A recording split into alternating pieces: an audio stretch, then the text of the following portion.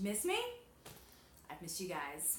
I know 7 p.m. foam rolling is coming back, but not until Fitness Protection opens officially and completely.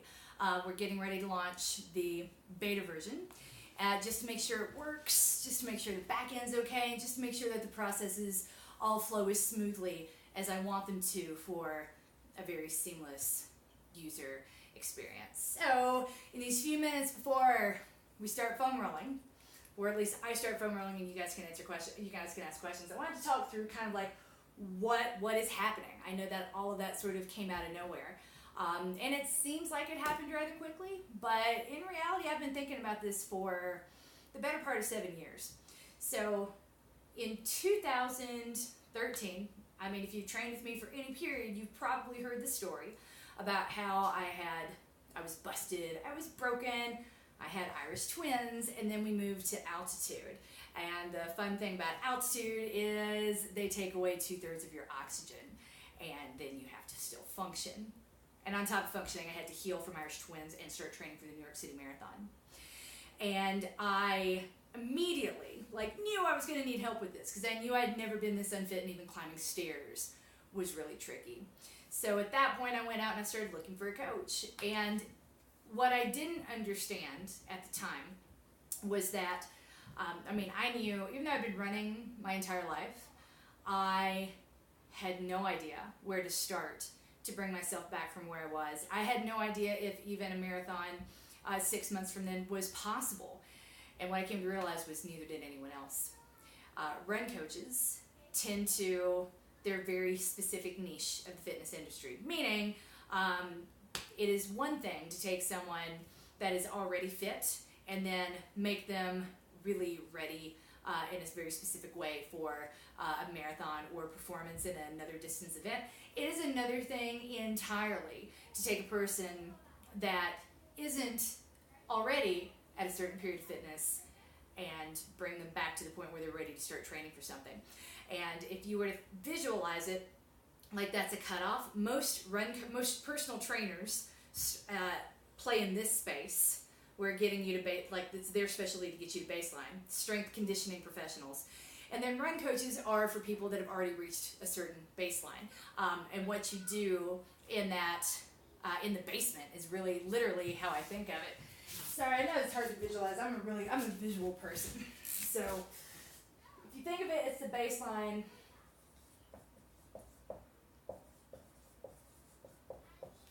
Getting ready to train, and then training. This is very specific. So all the run coaches I found were like, go reestablish, go get fit, and then call me. I'm like, well, I know I need help getting fit. That's where you come in. They were like, no, that's not what we do. And almost every run coach that I called, I was like, look, I'm not new to this. I'm a marathoner. I've been running my entire life. I've done this before. I've done all of this before. I just don't know what to do right now. And they were like, neither do we. Because where I was coming from, my experience didn't matter. None of it. And so when I talk about training age versus experience, that is from personally if ever you stood before me and thought I was demeaning you by saying actually your experience is this, but your training age is this, that was not intended to demean in any way. I've been on the other end of that conversation and I know how much it sucks. I know that it wasn't my fault. At that point, I was still assigning a moral value to it, because we tend to, right? Fit people work hard, fat people don't. It's very binary and gross and disgusting the way that we talk about these things. So no wonder I walked into this situation feeling very defensive. So I remember how angry I was because at the time I was super, super constrained.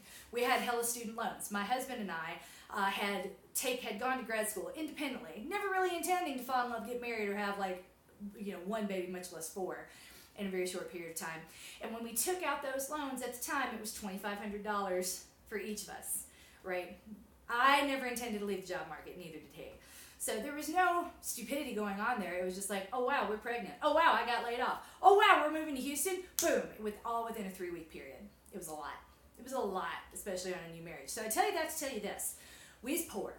$5,000 of debt on one income alone was really hard to do. So when this guy told me when my friends at New York Roadrunners said, hey, here's an entry to the New York City Marathon. Come up here for a weekend. We know if your husband's a consultant, you've probably got some frequent flyer miles. Use those. Come here. We'll do things we've done before, and we're going to have some fun. And I was like, I am so unfit. I can't do this thing I've done before. Oh, my God. This gift was pressure, and it felt like a nightmare. So when I went to this guy and said, well, not just this guy. I went to several people, to be clear, and they were very kind.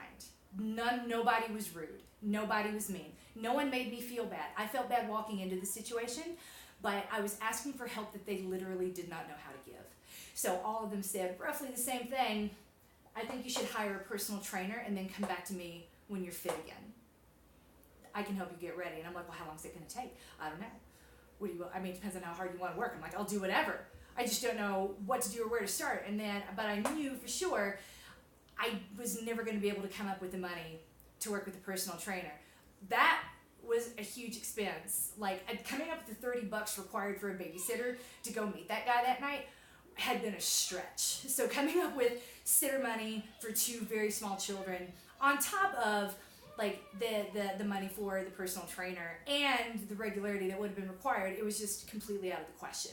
I was like, I don't understand why I can't get fit by running. I thought I have maintained fitness for most of my life through nothing but running and strength when required. So I was so angry at that answer. That was what sent me down the rabbit hole initially, being like, fine, I will become the coach I want to hire. And if someday I get to do this, I am never going to charge more than a price that I could not have afforded back then.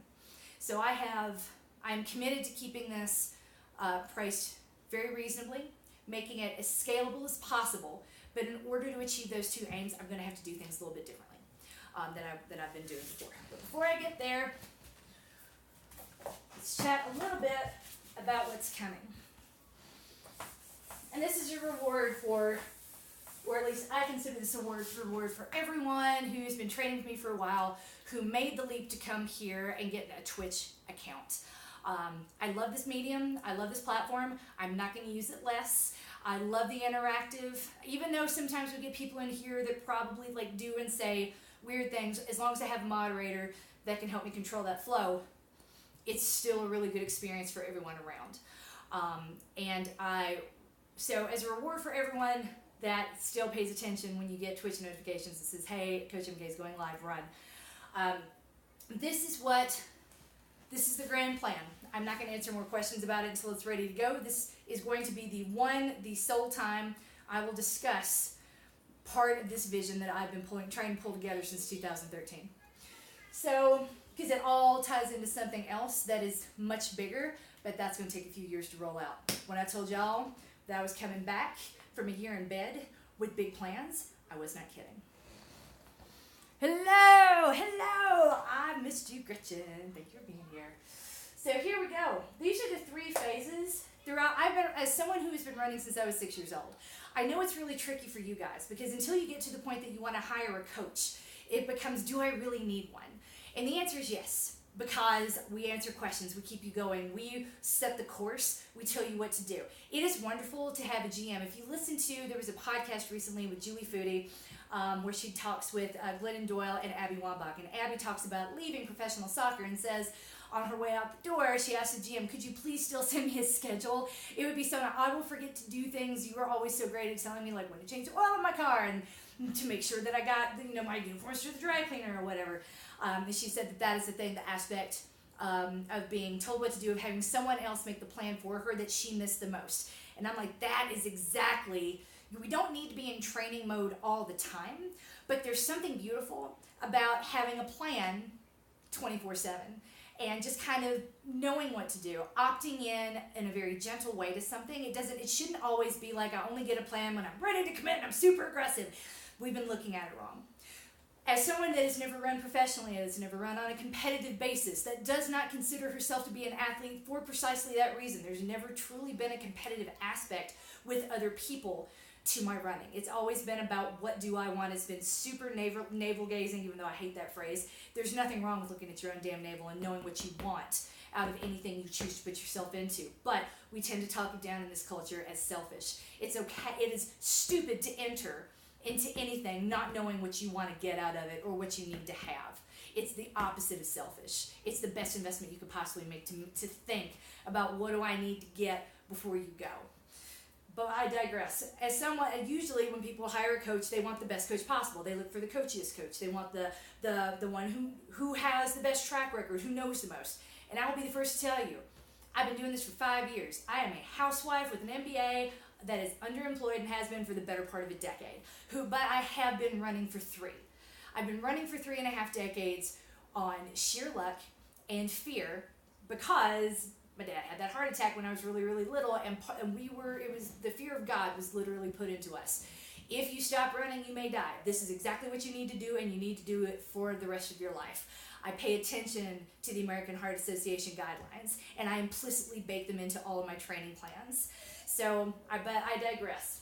When I think about usually when you hear like a professional runner talk about how they moved through their running career, it looks nothing like what mine has looked like. And I'm willing to bet that mine looks more like your experience in your life than anything else you'll ever see. So when I tell my story, we can draw a straight line back to you in a very easy to grasp way. The 3 phases I have been in pretty consistently throughout my life, no matter what has happened. I've either been at ground zero or not really where I wanted to be yet, rebuilding.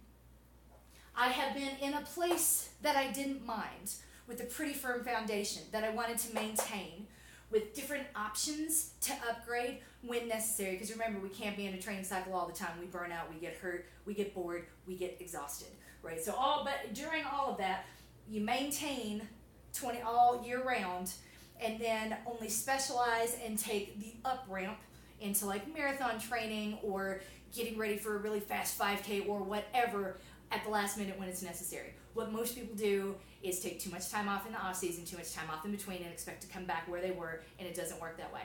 So I've either been rebuilding, maintaining, or I've been a runner interrupted, and I have this trademark now. This program will be the last one that I roll out because it's going to be the most interesting and the most complicated. But after spending a year in bed, that was when I needed the coach the most, and it was when I was least able to find one. This is the period when I needed a coach the second most, and I was least able to find one. These people are a dime a dozen, but you guys, generally speaking, only hire a coach when you're in a training cycle. So I am going to wait to roll out the training cycles. I'm going to start grabbing people here, here, and here. If you are broken, I have a program coming for you. If you are coming back from being broken, I have a transition program just for you that'll get you back to wherever it is you wanted to be. And if you are coming out of a training plan in the near future, I got a plan to help you maintain all that fitness you built without burning out in the off season. And pretty soon I'm going to have an up ramp for you. I've said it before, I'll say it again. As long as you maintain the way that I have maintained for the better part of my adult life, you only need 10 weeks to sharpen up for a marathon and 6 to sharpen up for a half or any shorter distance. It's amazing. Everything is easy when you're already fit. This is the hard stuff. And I am here for the hard stuff. I am here for the difficult conversations, and you need less than you think you do. It's just really hard to find. You're not needy. You never were. Your needs were very simple and very eloquent. And I'm here to take care of all of you. I cannot wait to get started. Yay, we're in fuego. So that is that. If you are interested in being part of any of the beta tests, and the beta test is going to be really coming soon. We're going to start with this product, and this is going to be rolling out relatively soon. If you want to be a part of that, info@coachedandloved.com. If you think Runner Interrupted sounds really, really awesome, this is the last rollout, but it will be coming out this year. info@coachedandloved.com. Email me and put the title of the program you care about in the subject line. I will reach back out. My team, I got a team. We will reach back out to you and let you know when these beta tests are opening. They're not going to be very large. I can't promise I can accommodate everyone in the beta, but there will be room for everyone in the actual program. My goal is to roll this out as quickly as possible because at least I got 6 more weeks with Violet at home, and then she starts daycare, and from then we're going to be cooking with Crisco. Yay! I'll write that down for you, even though I'm sure no one can see it because the camera's really far back.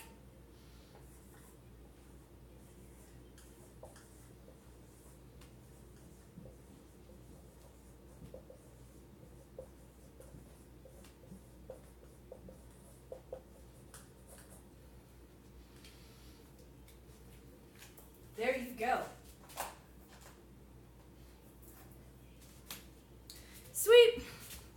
So that's it for now. Congratulations if you followed my instructions a long time ago and got on Twitch like I'm pretty pleased with Sugar on Top asked everyone to do. You know first, you know best, and you know most. Because to tell you what, when I started making my plans, I kept them all in here. I kept my mouth shut. I talked to the attorneys and no one else. I got trademarks coming. I got patents pending. I got plans for you. Yay! Let's foam roll, shall we?